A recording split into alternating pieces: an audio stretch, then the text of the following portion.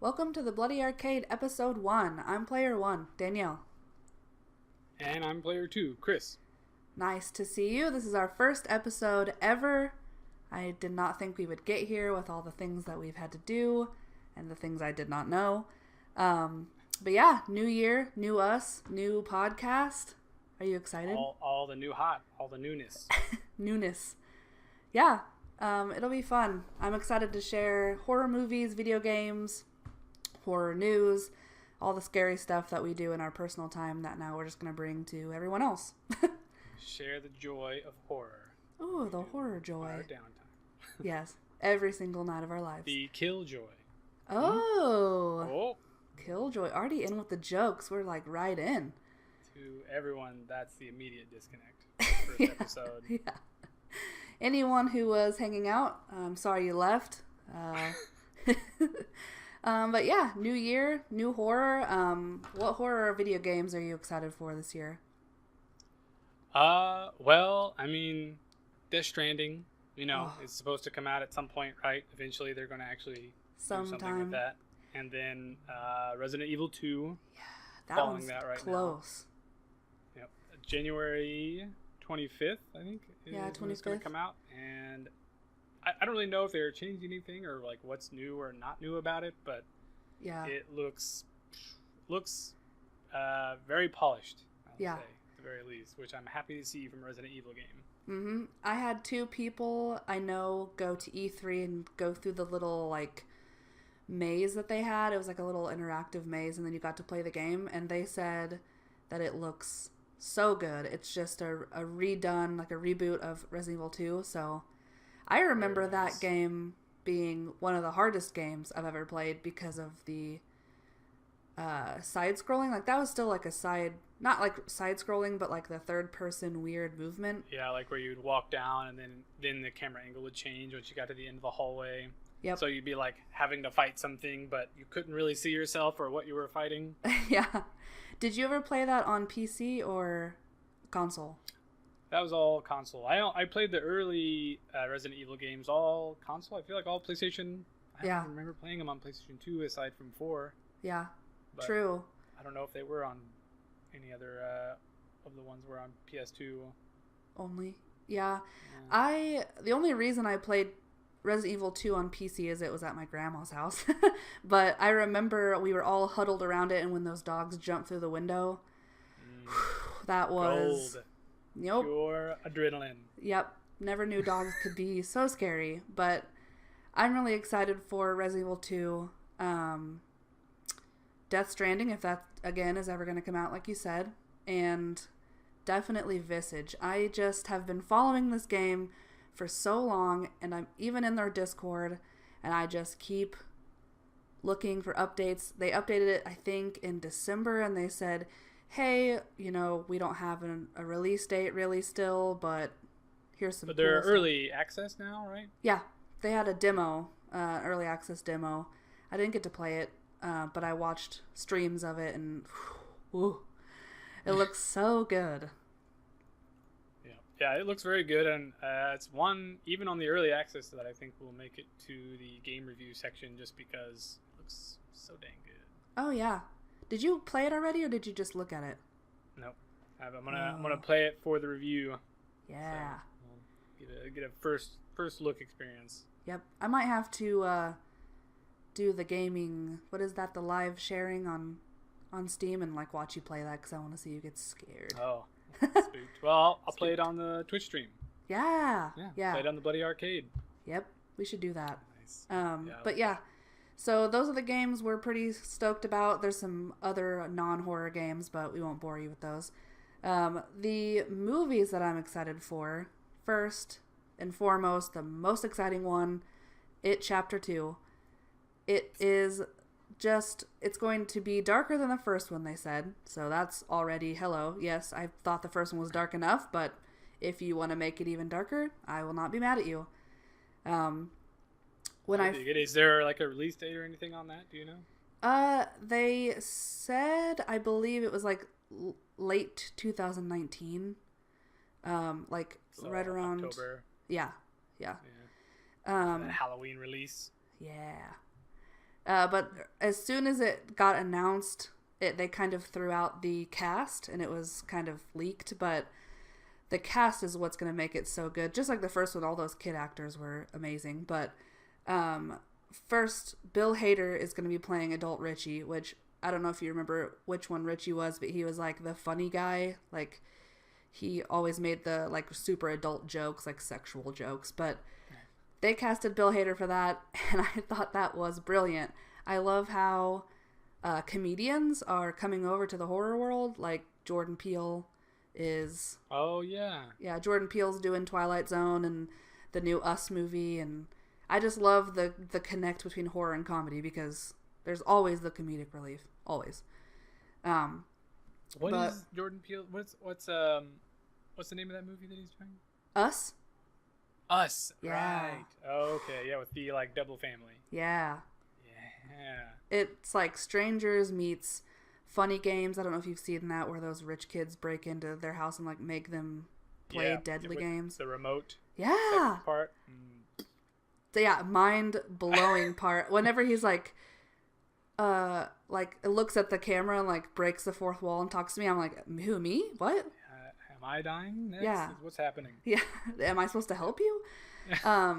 But I just love that. It's just, Us is going to be so good. I didn't know what I was going to expect. Someone said it was going to be a monster movie, and I was like, oh, okay. Like, monster movie, like Cloverfield. Okay. And then they released the trailer, and I was like, well, that's not correct. Not quite a monster movie. Yeah. At all. A few monsters, a few family monsters. But, yeah, back to It Chapter 2. Bill Hader's going to be playing adult Richie. Jessica Chastain from Interstellar, she was the, like, redheaded girl. She's going to be playing the adult, why can't I think of her name? What is her name? I can't remember, but she's the girl in the group. But she's going to be playing her, which she is a great actor. My husband's watched Interstellar like 102 times. And then James McAvoy is going to be playing adult Bill, which I didn't... Okay. People hate me for this. But I didn't love the ending to Split because I didn't really love Unbreakable once I saw it, and I didn't really care about that universe. I wanted it to be something different. But his acting in Split is insane. Where he has the multiple personalities. Oh, yeah. Yeah, definitely. He is just such a good actor. He's going to do so good at being adult Bill with the stutter and like all that. It's going to be so good. I only know him. And you said James McAvoy is playing the main guy? Mm-hmm. Yep, nice. Adult Bill. Pretty much know him from being in all the X-Men movies now. Yeah. That's it. I don't know him outside of that really, but yeah, definitely I'm sure he'll make a good horror movie star. Or at least a good, like, kind of bad guy sort of character. Mm-hmm. At least that's what I think. Have you seen Split before? Guy. I believe so. When was that one released? Well, if you didn't, I ruined the ending for you, and I'm sorry. No, but I don't know. I remember seeing it, like, advertised, but I'm not sure if I ever actually watched that one. Okay. Yeah, it's definitely worth a one-time watch. I would definitely tell you that, but... Give it a go. Yeah, I would watch Unbreakable first, and then watch that one, so then you're set up to watch Unbreakable, Split, and then Glass is coming out, which M. Night is doing that again, and that's another movie in the series. Right. Okay. Yes. I don't know if I guess put together that Split was a part of that. Yeah, they didn't tell anyone it was. And so then at the end, you're like, what the fuck? Because certain people come out and it wraps up to become part of the Unbreakable, like, universe. And so everyone, like, shit their pants. Well, I had never seen Unbreakable because I'm an idiot.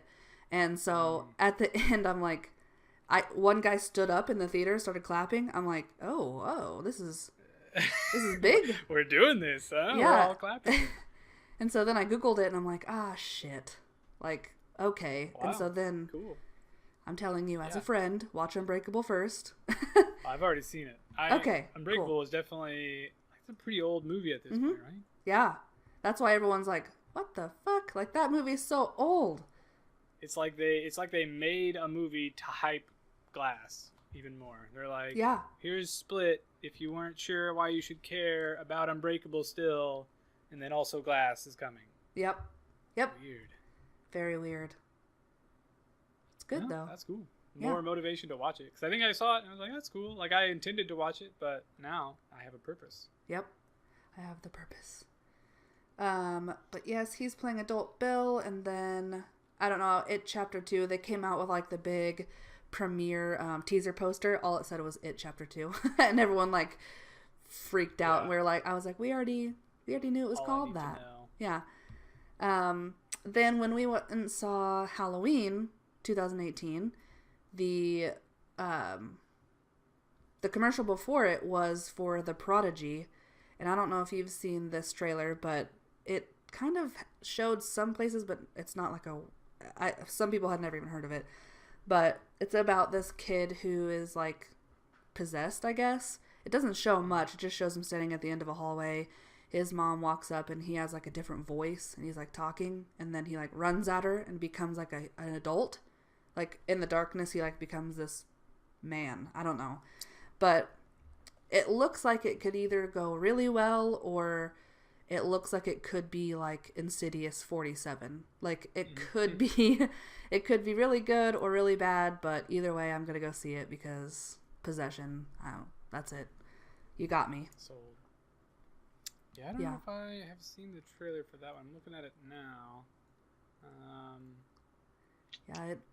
See if it looks familiar here. Yeah, it is. No.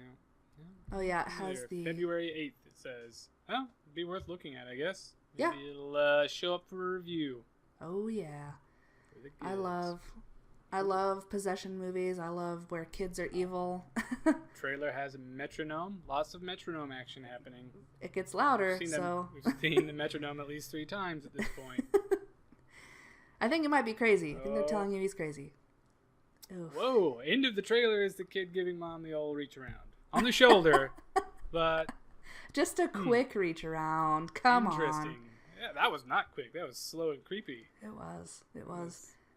Sometimes when you look into horror, you gotta just not expect some of the gross. Look past the incest. Yeah, look past. It's fine. But yeah, that one will be pretty cool. Hopefully. Or it could be another possession of Hannah Grace, which I did not think was terrible, but I get shit on everywhere for it, so I'm just going to agree that it's bad because it's not good. Accept it. Yeah. Accept it. All right. I only watched that movie to get the free digital copies of all the movies. So. Oh. Or that Sony thing. But I didn't know they did that. It was worth for free. Yeah. Yes. So, there you go. Horror movies. Whenever it comes out on digital, I'll own it. Mm-hmm. Oh, you will own it. Ooh, you will own Possession of Hannah Grace. Yowza. And Slender Man, huh? Not Slender Man. No. Oh. Okay. Hannah Grace, the girl, the new dragon tattoo, whatever it's freaking called. Yeah. And girl Venom. with the something else. Cool. All right. And yep. That will probably lead us into your review. Is that right? Nope. No. We're going to go into some news first. News. Yes. Candy Corn, which is another movie I'm looking forward to in 2019. It's way under wraps. I talked about it in my horror Discord. No one knew what it was except for one guy named Luke, who always... him and I follow the same stuff everywhere. So, but it's Candy Corn by Josh Hasty. They just wrapped up filming probably 3 weeks to a month ago. I've been following it on his Instagram. If you Google it, you can find the IMDb, but really you can't find a trailer. You can't find anything really unless you go to his Instagram feed, which is at Josh_Hasty, Hasty. But he has teaser trailers, makeup. He did giveaways for I believe he did Kickstarter or the other one that you do that I don't know, crowdfunding of some sort. But if you go to the IMDb, it just says, on Halloween Eve, local outcast Jacob Adkins is carelessly murdered. A vagabond, Carney, named Dr. Death, takes matters into his own hands, bringing Jacob back from the dead to creatively seek brutal revenge on his killers. Josh Hasty worked on this on 31 with Rob Zombie. Nice. So he has some pull on the guy who plays Dr. Death, which is Pancho Moeller, I think you say it. But no relation. Isn't Dr. Death in Thousand Corpses? Or yes. But it's not the same. Oh no, it's Dr. Satan. Dr. Satan. No, yeah, that's right. Okay. Yeah. But Dr. Death is Pancho Moeller, who played I don't remember his name in 31 because I really didn't like that movie. Sorry, I only saw it once. I tried really hard. I'm probably going to watch it again to see. We had. Cool. All right, it's just you and me now. So that's fine. We'll just talk about what we like because we already know. And then last thing about that movie that I am stoked about is there's a guy named Courtney Gaines from The Burbs. I don't know if you've seen that movie, but if you haven't, it has Tom Hanks in it. And pretty sure I didn't see it then. Hey, Tom Hanks is great. Change my mind. It's like this. It's like this suburban white community. Like, is it an old movie? Yep. Yeah. I mean 89. Hey, listen. Tom Hanks. So these. And old. I'm out. No, you will love it. I'm gonna make you watch it. It's on Amazon. I have it. I have the extension you can watch it on. You're going to watch it. I'm making you watch it. But Courtney Gaines is one of the family members in The Burbs. It's like this creepy family that moves in and they all like spy on them because they're like, they're killing people in there. We know it because they're not like us. And he's like this inbred. Oh, there he is. Yeah, you're looking at him. The redhead? Yeah. Yep, the redhead boy. He plays the sheriff in the new movie and I am stoked about it. Nice. Very exciting. Yeah. But that's my news. I talked with Josh Hasty on Instagram. He couldn't say much because his publicist and him literally just spoke today. But more information coming very soon, he said. And it was a crazy journey, but they got it done. That was like his quote that he gave me. It's in post-production and more information is coming soon. And he can't wait to share it with everyone this year. So the release date is for sure this year. But you can look up more stuff. He posts all the time on Instagram and puts it on his story. So. And we'll keep you up to date here. Yeah. Oh, yeah. The Bloody Arcade for all your news about candy corn. Candy corn. Oh, snap. Dr. I Death. like candy corn. Not. So. Ooh. Well, there goes my viewing. You're alone. Candy corn You're is alone good. now. They have multiple flavors. They have like a peanut butter one. Very good. Just. Chris, no. Goes all over. It's very versatile. See, it sucks because candy corn is cute. Like, it's really cute. Color scheme's great. Delicious. Tastes like ass. Tastes like butthole. So, no. Well, I mean, all right. Well, we should make a now poll that you're talking on to yourself Twitter or something. Let the people decide. Yeah. Oh, we'll do it. You're going to get wrecked. People like candy corn. They say they don't, but then, Oh. just a simple vote. They'd vote yes. I don't think that you're going to find out that that's a yes, but... Let's see. What's next? What we got? Game reviews. Or no, sorry. Game news. Game news? Alright. Yeah. Well, game news we kind of already went over, I think. Resident Evil 2, Evil. yeah. That's basically what I've been following. And Death Stranding. I feel like you should get some more info on that one. Good luck, if you can find it. Yeah. that and I mean Visage I've followed. I've looked at all of Visage's updates and stuff, and it's been a roller coaster. So Yeah. if you haven't, I highly suggest just going and reading that development. I think it's a pretty good peek into indie developer life cycle, because there are just all sorts of in huge, like multiple months in a row where no updates are given, and they come back and they're like, we're doing it still, we mostly promise, and Yeah. so We promise, kinda. Yeah, the last thing they said, Sad Square Studio, in their Discord, a warm Merry Christmas to all who celebrates it. They talked about Following languages will be added in January: German, Korean, Japanese, Turkish, Chinese. We still do not have an ETA for the next chapter, but we're deep into it and we'll share more detailed news about developments in early January. So, here we are. It's pretty early, though. I mean, it is early. Very early. They only said early, so still got some time left. Yeah. Hopefully. Yeah. I'll be counting down the days.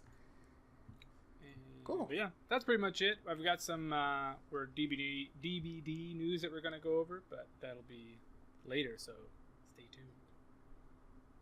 Stay tuned. Other than that, now all right. we get to hear your friggin' movie review. Finally. Mm-hmm. Get to it. And what are you reviewing this time?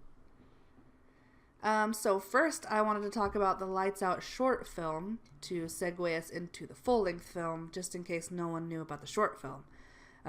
It is Lights Out by David Sandberg, or Pony Smasher on YouTube. You can go to his YouTube page, watch all of his shorts for free. They are all amazing. I can't stress enough how much, like, everyone is good. There's some that are 5 minutes long, there's some that are 10, like 2 minutes long, 30 seconds. Like, there's just let's get a top great. 3. What are the top 3 that you should be watching? I'm gonna pull it up right now. Pony Smasher YouTube. Okay. I feel like I can tell you right off the bat. You already got them? First, Lights Out. Yep. Second is Closet. It's called either In the Closet or Closet something. Yeah, he has a lot of stuff on his YouTube now because he directed a whole bunch of stuff. Mm-hmm. He's big time. You'll hear more about that in my review. Oh, nice. The pictured one. So it's Lights Out, Pictured. Okay. Yep. And the Closet one. I don't know why I can't think of, like, it's called. It might just be called Closet, but 'tis goody. Coffer? But those would be my. Nope. That's about like a coffee table. Closet space. Which is weird, but closet space. There we go. Okay, so we're going the Lights Out short. Yep. What was the other one? Oh, I don't know, because Attic Panic is good too. We'll do Lights Out, Pictured, Closet Space, and then bonus round Attic Panic. If you're feeling adventurous. Yep. If you're feeling like you want to just watch those for an hour, which I would, over and over again. There are a lot on there, though. So definitely go to his channel because he's just got a whole bunch. Yep. Yeah, and you can see, like, behind the scenes stuff with Annabelle Creation because he was on that team, and the Lights Out full length film. You can see how they did cool stuff on there. But so the Lights Out short film, by far their most popular. That's why it became a full-length film, obviously. But they recorded that in their apartment. I don't know if you could tell scrolling through, Chris, but it's only David and his wife. His wife is always the main character, and then he jumps in sometimes, but mostly he films her. What I love about this short film is there's not much actually going on. It's just her flipping on the light and off, and when it's off, a black, like, creature is standing in the hallway, like, all gross. And so she does that about, like, 7 times, and on the last time, it, like, becomes closer, and it's, like, this naked figure, like, standing away from her. I don't know who they got to do that, but it's so scary. I have inside, it's actually a demon. Summoned an actual demon. That's how far Pony Smasher goes. He doesn't hold back. Yeah. He knows what he wants. He gets the demon. He hired the demon. It didn't want money. It wanted his soul. So here it is. Fair trade. Yeah, easy trade. Easy trade. But I loved. I'm not going to tell you what the ending is, but the jump scare in the short film is one of the scariest things that I've ever had in my life.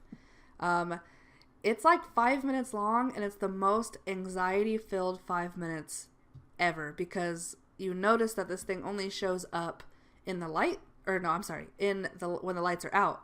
So the light is like flickering, and she's under the covers, like, trying not to be scared, and you're like, don't turn off, like, it's just like, ah, and it reproduces that, just like, so good. your Home Alone feeling, and for some reason, you're just spooked, and now you're like, well, yep, good, like, just good. I guess I'll just sit here forever.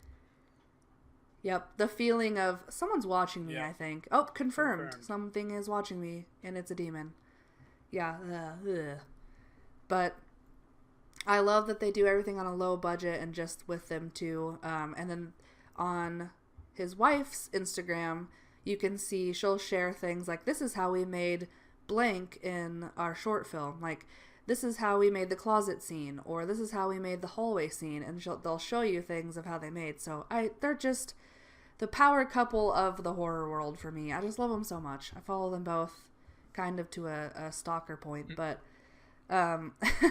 it's great, and it was so good they made a full-length film, which I made a review for, as you know. So we can go into the review now and just listen to what I think. I don't know what I'm singing at all. Fanfare. Hey guys, I just wanted to give a quick review of the full-length film Lights Out based on the short directed by David Sandberg from 2013. As you've probably heard, this is one of my favorite films of all time, so I was stoked when they released the full-length film. So let's get into it. The beginning of the movie starts with an awesome homage to the short film, featuring Lotta Lostien. Yes, Lotta, I looked up your video on how to say your name. I practiced a few times, but I don't know how well I got it.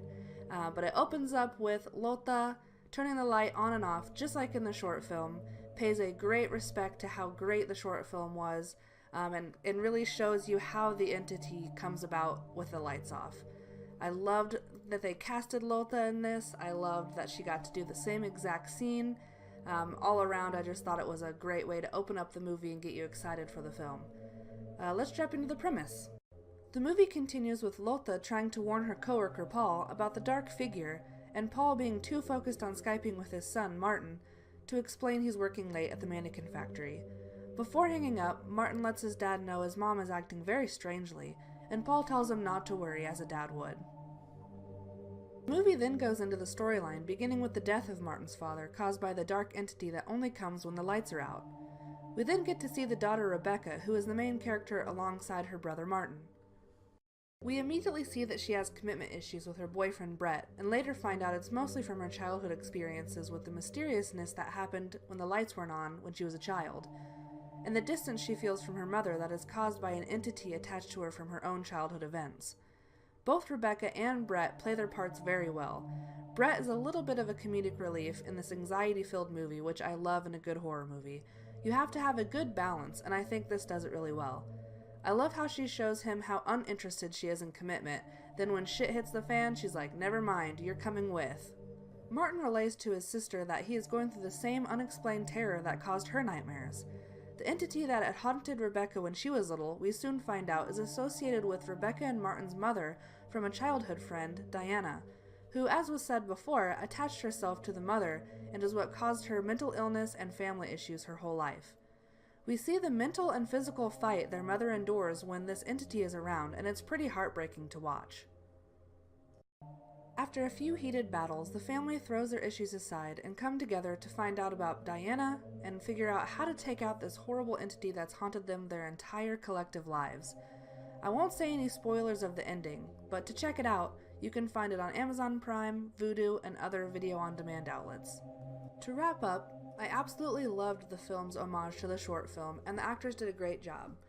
I didn't love the background story they gave Diana being a childhood friend of the mother's and attaching herself to the mother and her children, but I wouldn't say it ruined the movie for me. I know they needed some sort of substance and where the entity comes from, so I understand David's way of going about that. This film led David to directing Annabelle Creation, which in my opinion is light years better than the first one, but we can save that for a later review. And also, what started as a rumor, joke, kind of meme, David is currently working on Shazam. Yes, you heard me, Shazam. So this movie opened up a wide variety for David, and I can't wait to see any more horror movies or any more of his short films to come out into a full length. That would be amazing.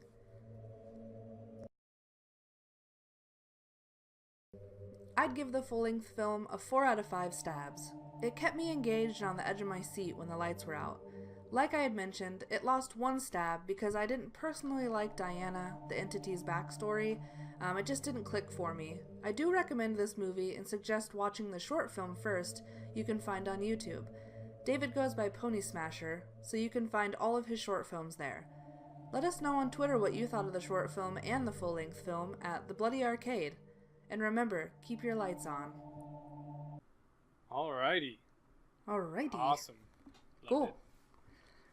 That was my movie review, giving everyone the premise of the movie, just kind of, in case you haven't seen it, which, as you saw in the movie, I recommend at least once. You should watch the movie. It was definitely really good. As far as, like, just kind of things I liked about it, it had some very, like, legit jump scares that I feel like movies don't do as often. It's, like, almost become, like, you know, that thing that's, like, cheap, but they're so good. Yeah. I'm a sucker for the jump scare, so, and that movie is just full of them. Just full of them the whole time. Yep. I like 2 things in a horror movie.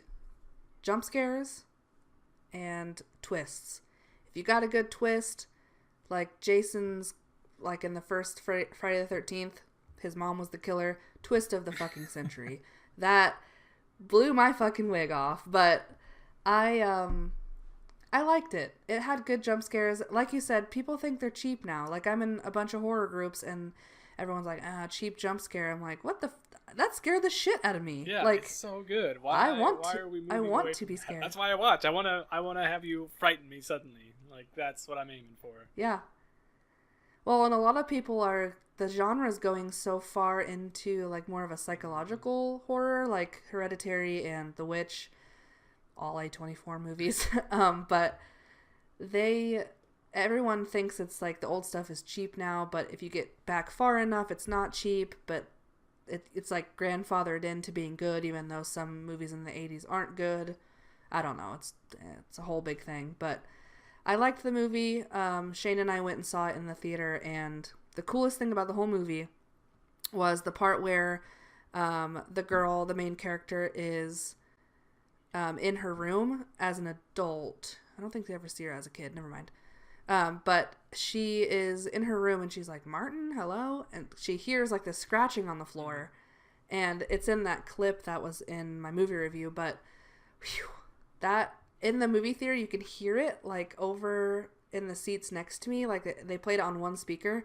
And so Shane and I both looked behind us. We're like, who is that? Like, who's scratching back there? And it like literally made my stomach like, like I felt like I was on a roller coaster because I was like, someone's scratching in here? And then I realized it was on the screen, and then the like look of her and the sound of that, I'm like, I'm gonna throw up. This is awesome. So scary. Love that. But yeah, that is so good. That's what's awesome whenever you have a good sound system like that, where you can get something cool like that happens. Yep. And, the surround sound. That's up to the people that make the movie as well, as far as making that kind of stuff happen, you know, in a like decent way, rather than just making it seem just kind of phoned in or whatever. I don't know. Yeah, for sure. Yeah, but I liked the movie overall. I kind of gave most of my critiques in the review, but it was a good movie. The other cool part in the movie I liked was the part where the cop shoots at the entity and the light from the gun, like shots were showing. I just thought, who thinks of that? You know, like who thinks of putting that in the movie?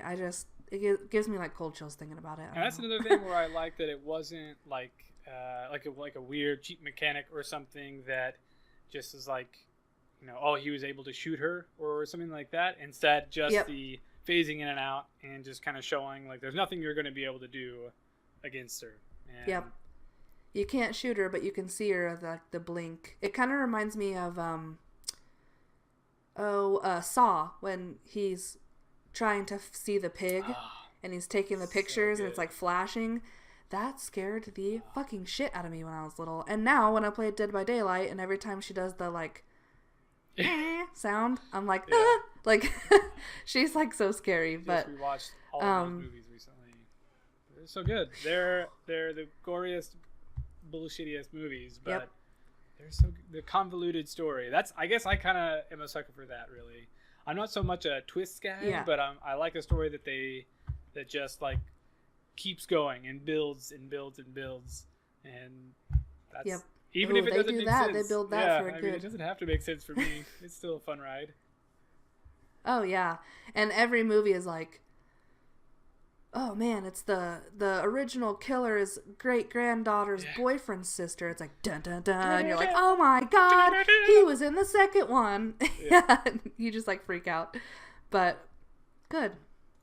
I liked this movie. The scares were good. The like the reflective parts they put on the entity's eyes. They had like a low budget thing you can see on YouTube.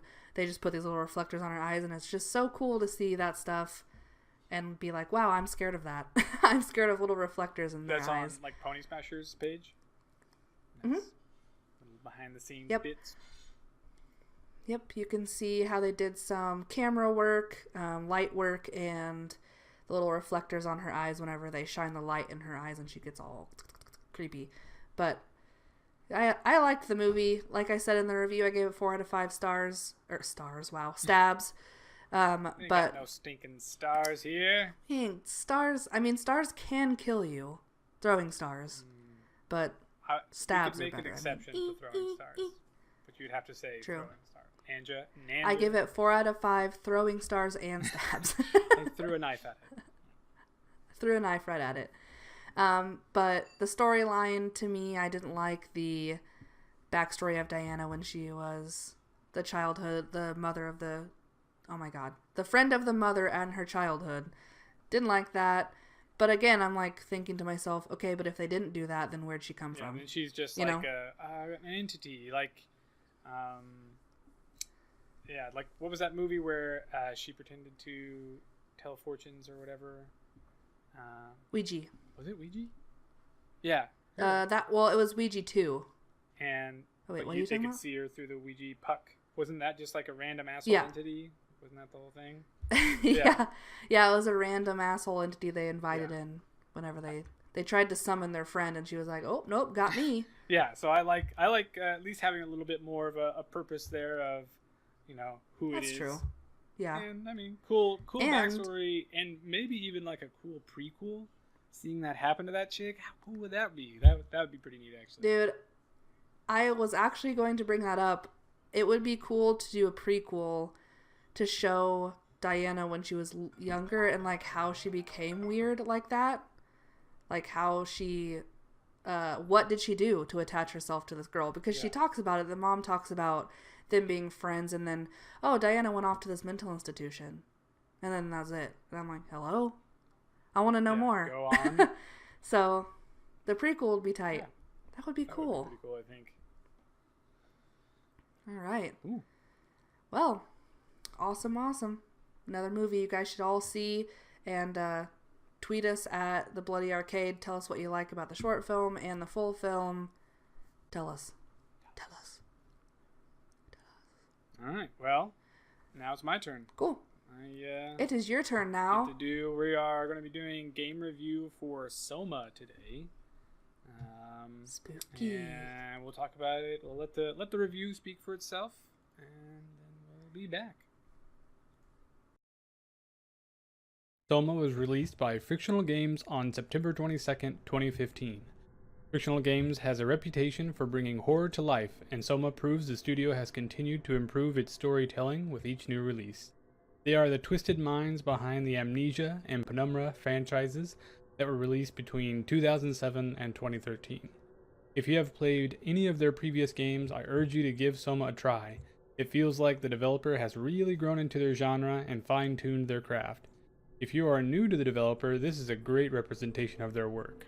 In SOMA, you assume the role of Simon Jarrett, a simple man with a tragic backstory.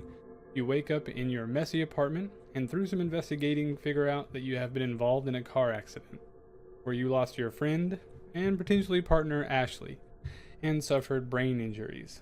This right away is where SOMA begins to become a great game. You can explore this small but detailed apartment, uncovering clues about what is going on, or you can continue without that, and just prepare yourself for the upcoming doctor's appointment that you've been made informed of, which kicks off the entire journey for the game. If you do investigate the apartment further, you find that the accident was caused by a careless mom messing with her kids in the back seat, wasn't paying attention, careened into you, and took Ashley's life and leaving you with brain injuries. You find this on a newspaper clipping on a desk, if you happen to look there. The ability to search and inspect items is consistently impressive, sometimes accompanied with small dialogue lines that help immerse you, but you aren't forced to find them, and everything still makes sense if you don't. SOMA toes that line of having a lot of content, but also making sure that the game progresses, and doesn't force you to find the hidden item or anything that ends up just feeling like busy work. SOMA is telling a story and goes out of its way to make sure the mechanics and progression don't get in the way. SOMA rarely gets into the standard puzzles or level designs that, everything has kind of gone to. You aren't moving boxes over pressure plates or sticking relic pieces into yet another door. None of that nonsense. Your actions will always have purpose, and that's pretty refreshing. The environment in SOMA is the reason you will keep playing. Once you arrive on Pathos 2, the primary location for the game, you realize something very, very wrong. The entire facility is in despair. Everything is filthy, there are broken terminals, doors are sealed shut from the outside, and bodies are literally adhered to the wall by some sort of black growth. It is the perfect blend of sci-fi and horror, a surreal masterpiece that keeps you going. The lighting in every room down every corridor is intentional, meant to guide you or sometimes alarm you. The game is dark, but you are rarely fumbling around blindly, but it's always just dark enough that any well-lit area becomes a beacon of relief.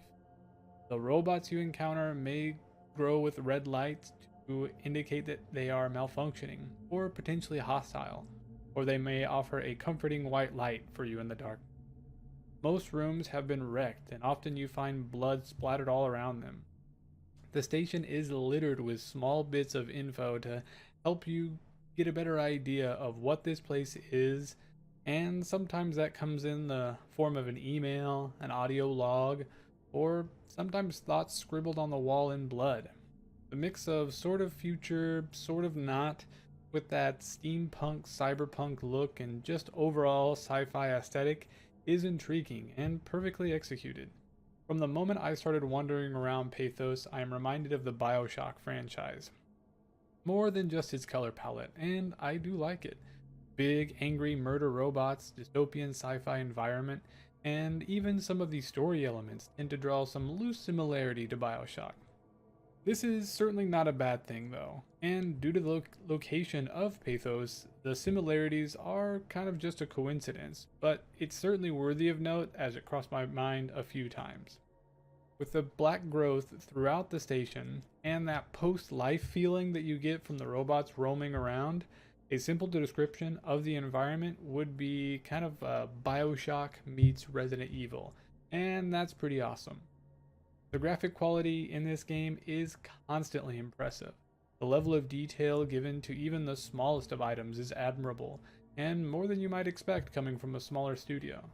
The developer did not hold back when it came to making sure everything looked great. The scale of some of the environments is truly worthy of AAA status. Even though this game may have a couple of years on it, I play games today that cannot match its texture, shadow, and overall graphic quality. The environment, matched with the heart-pounding sounds throughout, really serve to immerse you into this world. SOMA starts as a mystery where you need to figure out why you are here, where here is exactly, and really even when you are. If you have played any of Fictional Games' previous titles, you know they are the masters of making you feel defenseless, and with SOMA, you don't fight back, you outsmart. The, for lack of a better term, enemies in the game are corrupted robots and some other less definable beings. You have to navigate the world around them or with them, and sometimes it isn't clear which is which. There are a few robots that are clearly aggressive, the hulky, charging robot, and the being that you don't make eye contact with and yet will still haunt my dreams somehow, even though I never got to look it directly in the eye, and then some other robots that verbalize they are angry with you. However, there are more than a few situations where you have sort of a half conversation with a robot that just kind of leaves you uneasy. I found myself wondering if it was just malfunctioning, is it angry? I usually didn't stay to find out. In SOMA, you learn early on to avoid conflicts, as you will just die. Simon even verbalizes some of these concerns to further add to the confusion. These gray areas add to the constant suspense of every interaction that you have, be it with a robot, a potential human, an audio conversation. The word SOMA has Greek origin that is roughly defined as the body, or specifically all of the body except the soul. And you are exploring the facility of pathos, which can mean emotion or experience. This really ties in with the story for SOMA. You are exploring AI and consciousness. You have to make some tough decisions which lead to some introspection for you and with Simon. What is experience? What is humanity without the body? This is a theme that has become more popular with just all sorts of media today, and the angle that SOMA takes feels unique and thoughtful. The story is cohesive and presents these questions of how to define existence gradually and allows you, the player, to come to their own conclusion. The story is rich with dialogue, and you think through the scenarios with Simon and his thoughts as he copes with his situation. Though the setting is definitely horror, you get a lot more than just a good scare out of SOMA. The final verdict for SOMA is I give it a solid 4 out of 5 stabs. It only loses that final stab because the gameplay itself wasn't anything groundbreaking. It had all kind of been done before. However, it is absolutely worth taking a stab at due to its amazing graphic quality, engaging philosophical story, and all-out truly scary gameplay. Alrighty. That was my review. There was SOMA. SOMA. Nice job. Thank you. That was a definitely a fun game. I didn't actually expect it to be as good when I started playing, and I didn't realize when I started playing that it was the same studio that did Amnesia and Penumbra, and those games are terrifying. And so Yeah, I was pretty pleasantly surprised once I started researching and looking into the studio a bit more. That they brought it all. They brought all their previous. Have you played any of those? So I played Amnesia. What was the second one you said? That's their older one. Penumbra. Nope. It's a goodie, but yeah, Amnesia. I mean, that really says a lot. If you played that one, then you know kind of the direction. But I liked when I played Amnesia. I'm like, man, this the graphics are whatever, and like the movement mechanics and stuff were kind of. They just didn't jive with me there, really. But I also played that one on PC, and I played most of SOMA on PS4.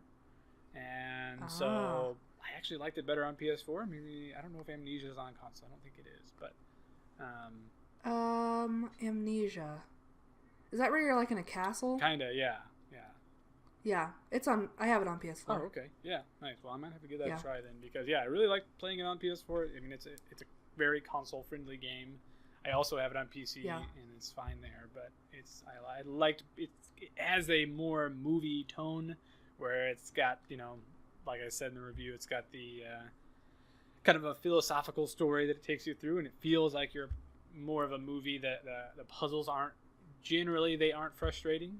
There's one specific area that really jumped out to me, that you're going against the whatever they're called, where it's a big like walking I don't know what to call it really, but kind of like the robot, sort of a robot, more of the organic robot, but they react to like movement and light, I believe. I wasn't totally ever fully confident on what that was. They're called the proxies, that's right.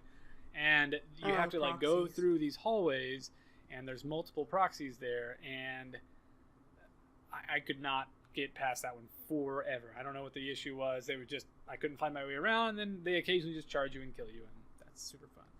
Oof. And then when you take a hit in that game, they charge you, and you like pass out, and you kind of wake up, but then you like limp, and your vision is all blurry, and it's you don't want to be that way. You quickly get over that because it's really you can turn off the blur, I think, but that seemed cheatery, so I didn't do that. But yeah. But yeah, overall. So you finished the game? Yes, I went through. Your whole goal is to get to the Ark, and the journey going there was. It's fun. It's definitely fun. There's really, like I said, there's really very few parts. I don't want to give too much of it away. And it's just, you get to make some decisions, but I think it's actually fairly like a linear story, but you feel like you're impacting the story quite a bit. The way that you can kind of get more or less out of it is through the exploration. You can look around for stuff and read notes and interact more or less with some of the robots, and just some of that, like, you know, not having to do the kind of legwork where you kind of want to because you're actually curious to what's going on. They do a pretty good job of keeping you in line with the main story, but overall, some of the extra stuff is definitely worth your effort. It's not just like, you know, just extraneous BS that didn't actually need to be there, but they just threw in there because people like that kind of stuff.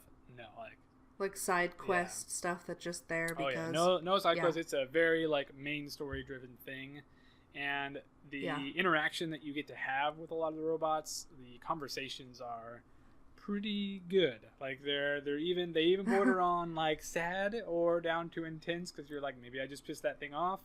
Is this thing going to become angry with me? Like, it seems like maybe it's just malfunctioning. There's a robot that you have to, it's not really a spoiler because you just have to do it. You have to end up killing it.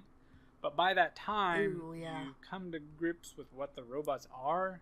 And so that's kind of a weird thing. And you're like, oh, I don't want to. Yeah, you don't want to do that. And then there's kind of this, throughout, there's like almost like a cult sort of thing happening where the people that are looking to go to the Ark are committing suicide.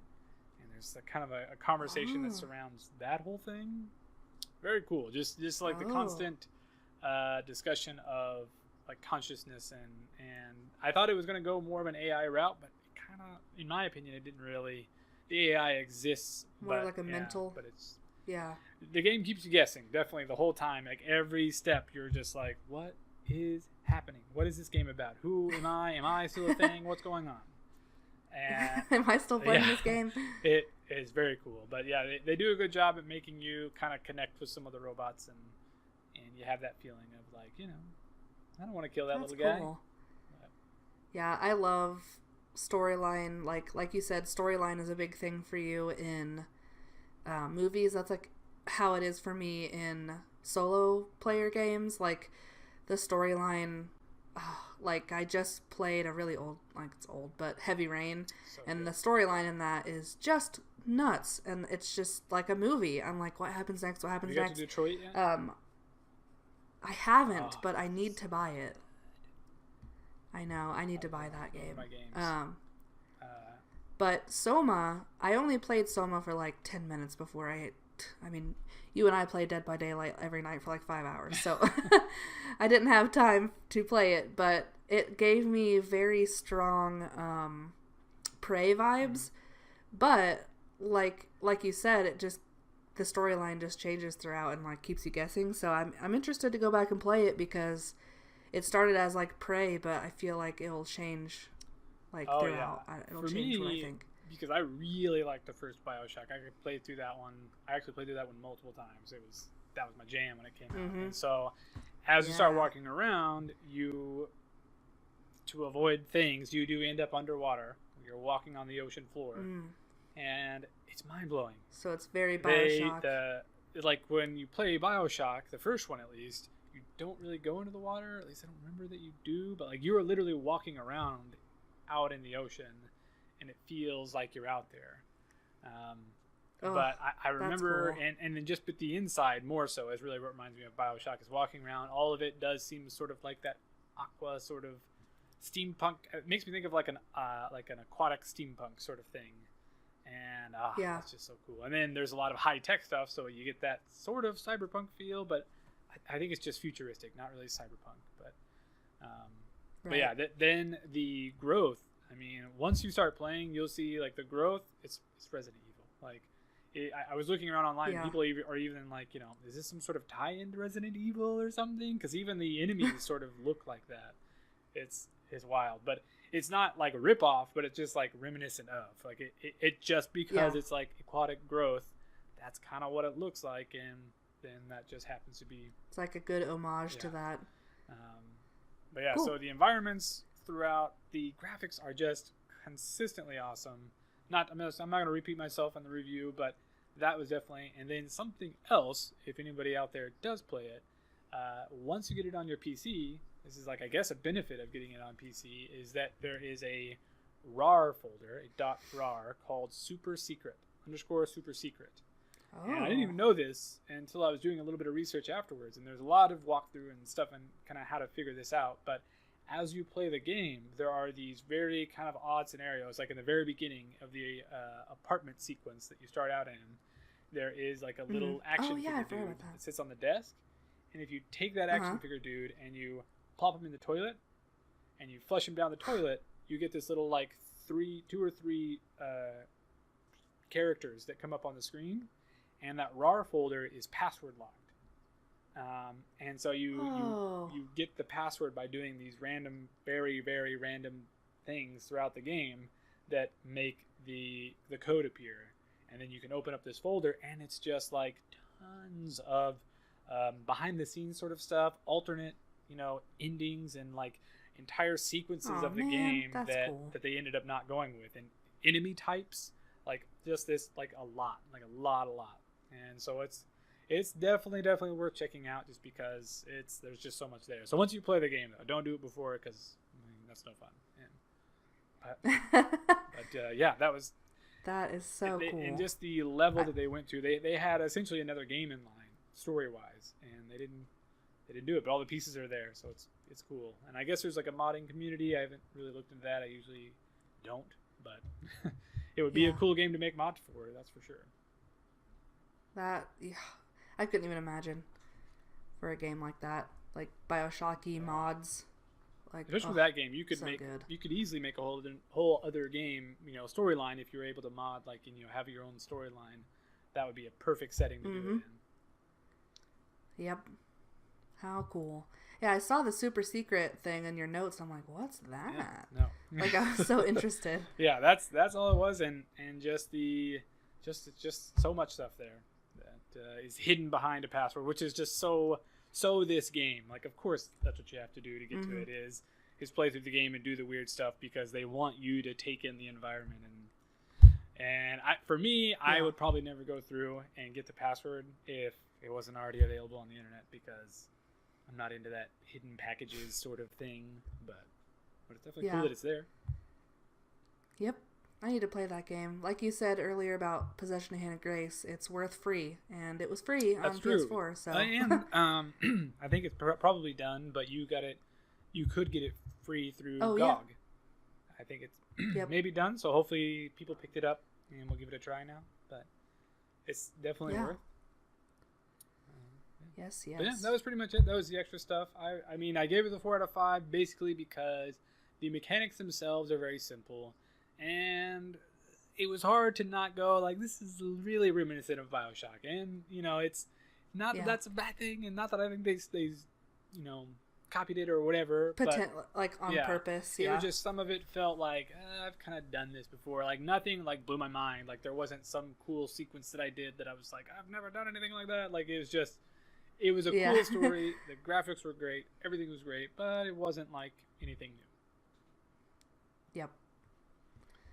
Agree from what you've said, at least. I played 10 minutes of it, but cool.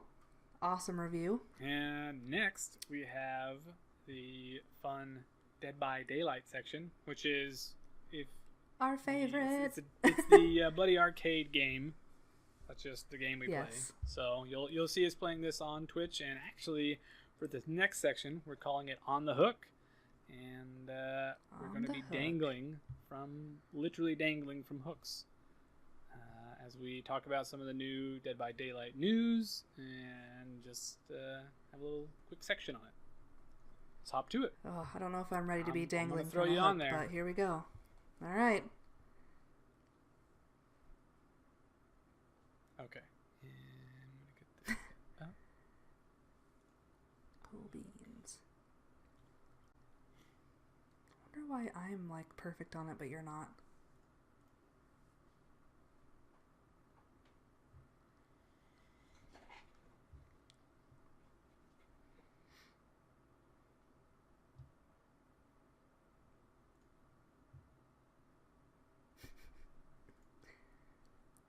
All right, and we'll say 3, 2, 1.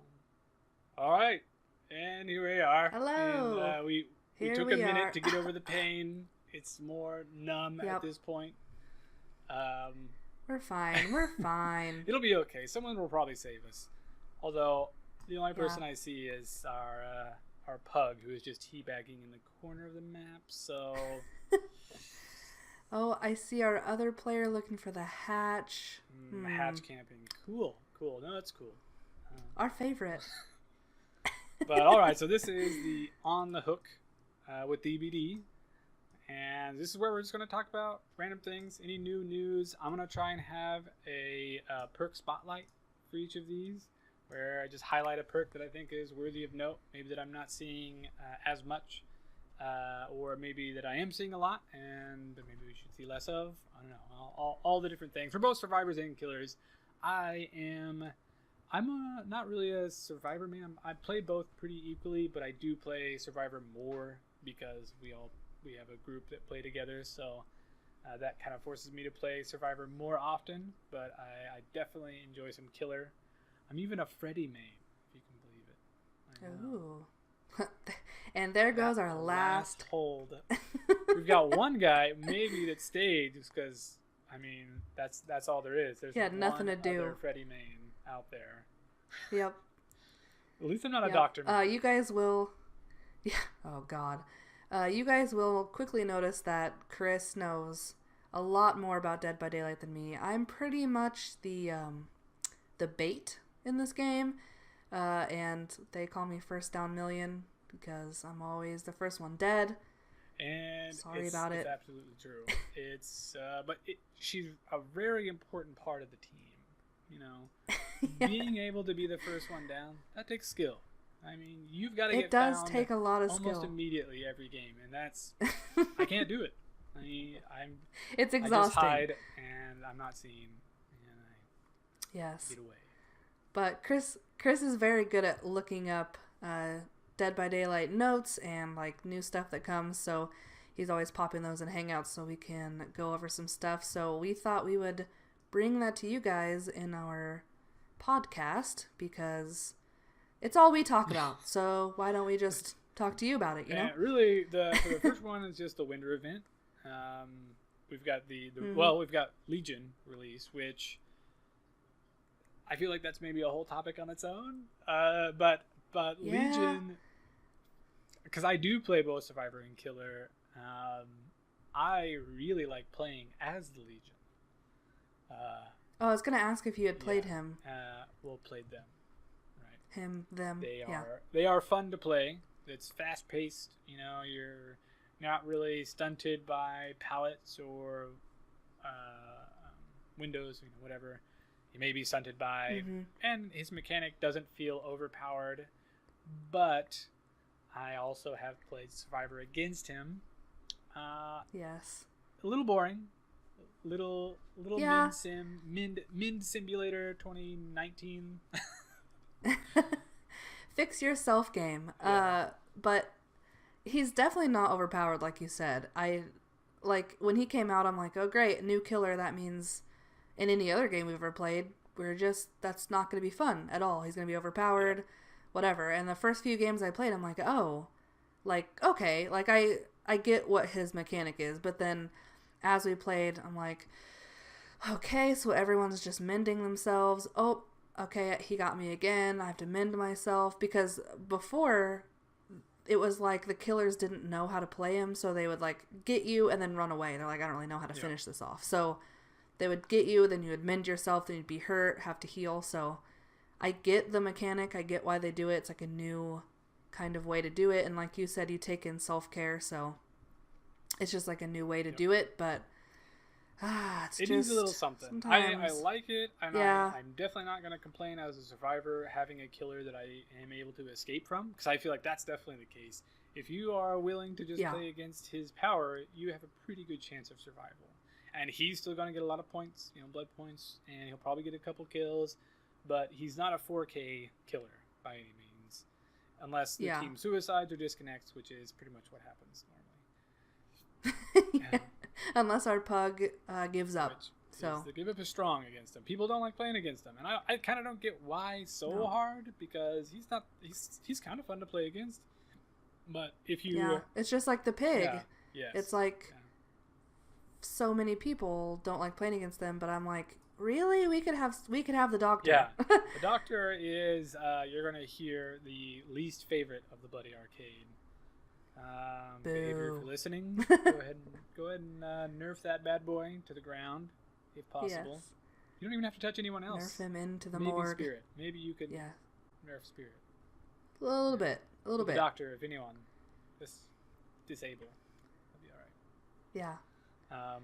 Yeah. The Legion update. The Legion update was cool. A lot of people talked about it. It was a big hype in the teaser poster that they posted, and people were dissecting it, and it's really cool. I really like how they do to that. Play against. If you follow Dead by Daylight's Instagram and the little teasers they do, the hype, it gets me so hyped.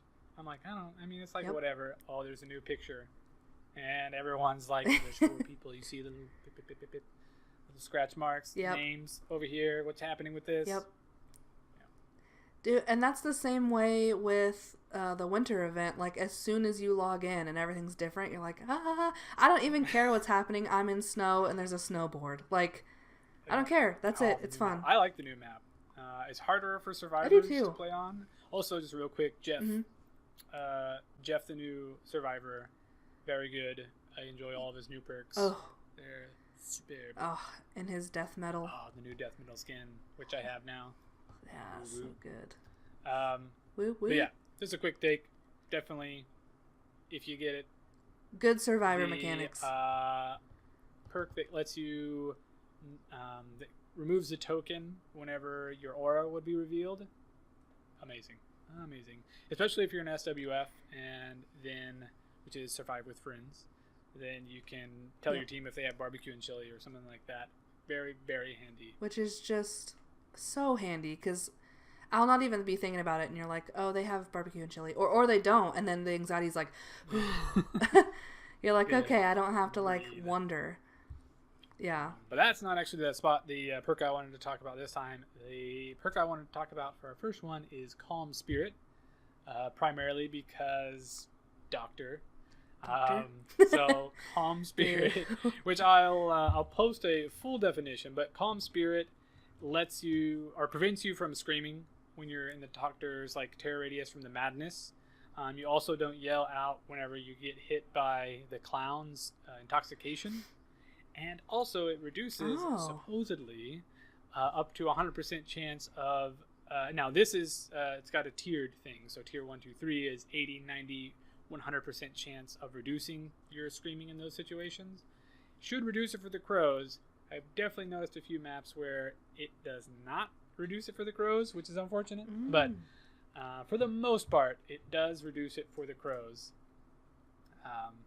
But it's supposed to, I think, for all maps. It just kind of doesn't sometimes. But at the very least, with the doctor, that initial scream, that's always what gets you. When you hit that tier 1 doctor madness and you yell out, it's like game over, man.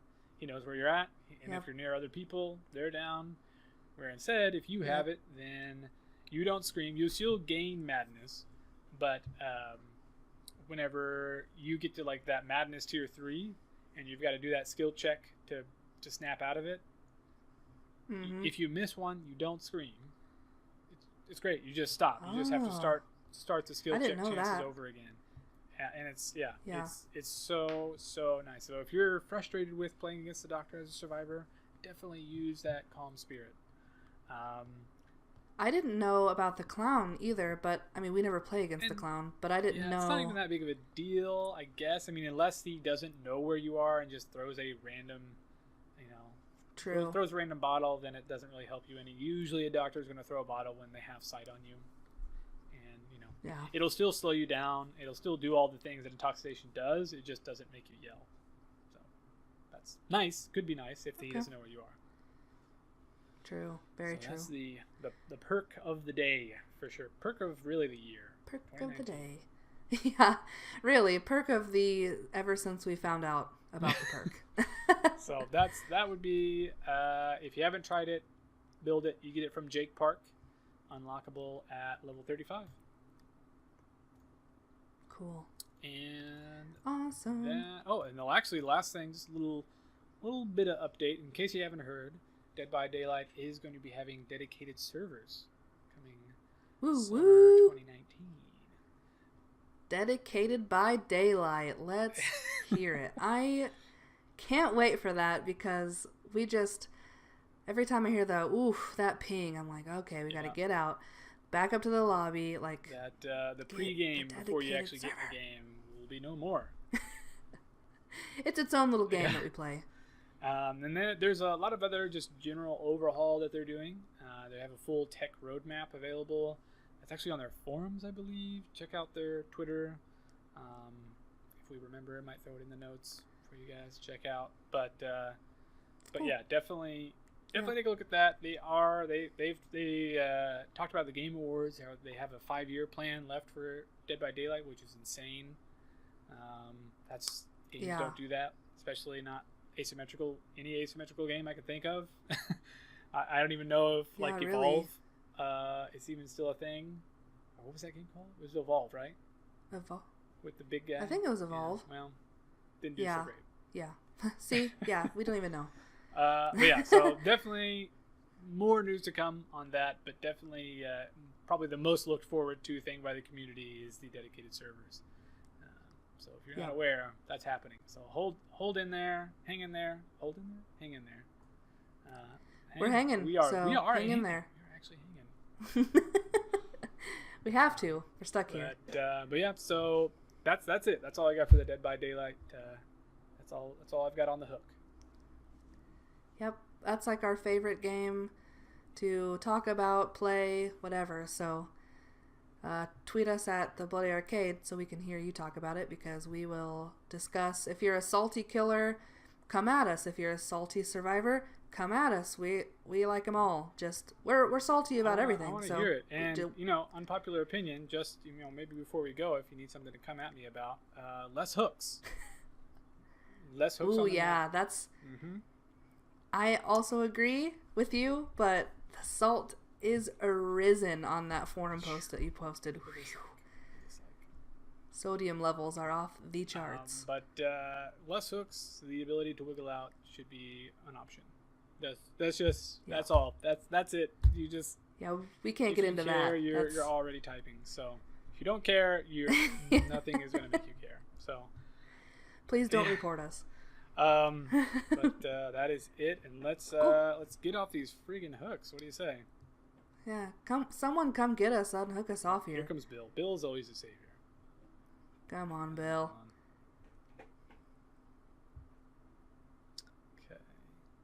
Okay. That's a good little scene. The John Cena.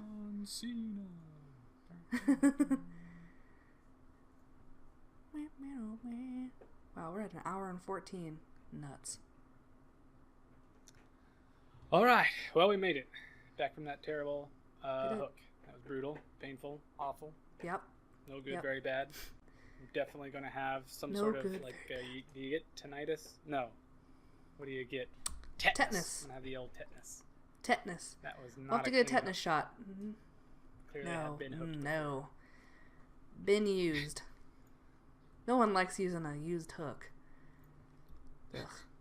Cool. Well, Dead by Daylight brings us to the end. Now that we've been hooked, we need to leave.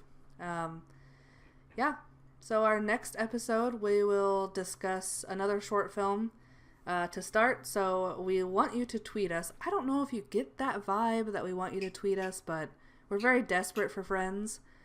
So losers. We're losers. At the Bloody Arcade Just tell us what your favorite short films are on YouTube. I've pretty much seen them all, but if you can give me one that I haven't, that would be crazy, and I would love you for it. And then next episode, we'll get into our That's So Original segment. We'll discuss an original horror movie from Netflix, Hulu, Shudder, or Amazon. And we'll be running a poll on that on Twitter, so you can vote on which one you want us to talk about. We're just going to basically do it on the original films. So just vote. Vote for what you want. And I'll got anything I'll else throw for in them? there, if you have a game you're wanting to see reviewed, of course, throw it in there. We won't really have anything specific for that, but I'm definitely open to it. So if you guys have any games that you want me to play through that you think I might be good for the podcast, or if you know of any new upcoming games that you think are maybe worthy of my attention, I'm always out there. You know, there's more than I mentioned on the podcast that are happening, of course. So let me know. I'm always happy to look at a new game. Awesome. All right. Well, I think that's it. All right, that's it for us. Thank you for thanks for playing at the Bloody Arcade. Bye, guys. All right. Make sure Boom. you stop that Audacity.